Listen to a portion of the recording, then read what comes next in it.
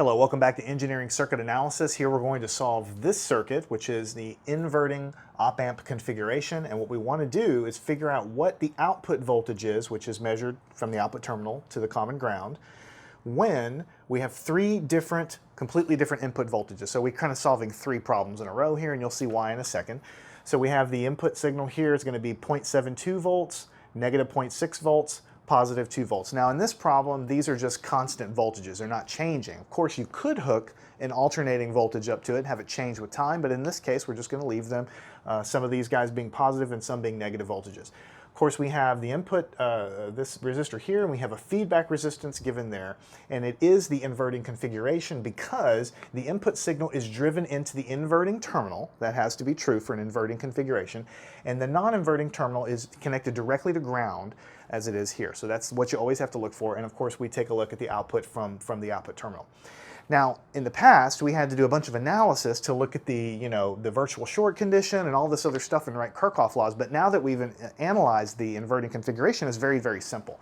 All you need to do, once you recognize that you have a feedback resistance and this input resistance here, is just calculate the gain here of this amplifier, and you just write it down in your papers. The gain is going to be equal to the negative of the feedback resistance divided by this input resistor that we have.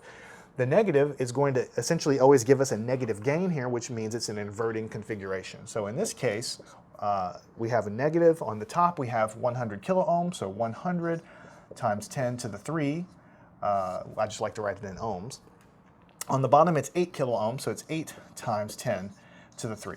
And of course, when you throw that in your calculator, the 10 to the 3's just divide away. They don't really contribute anything. So really what you have is negative 100 divided by 8. So the gain of this amplifier is a negative because of this, and it's negative 12.5.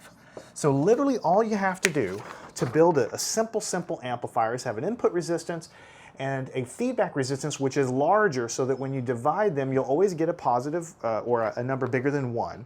Now, of course, we have a negative sign out in front. Now, that just means the gain of the amplifier really is 12.5. It's taking the input signal and it's amplifying it by basically multiplying it by 12.5 times. So if you cover up the negative sign, that's what's happening. The input signal multiplied by 12.5 is what the output's going to be. However, in real life, you have this negative there, which means it'll be the negative of that value. So let's take a couple of different cases. The first one is when the input resistance is 0.72 volts. Okay, so when Vs, the input source voltage, is 0.72 volts, what happens? That means that the output voltage is going to be equal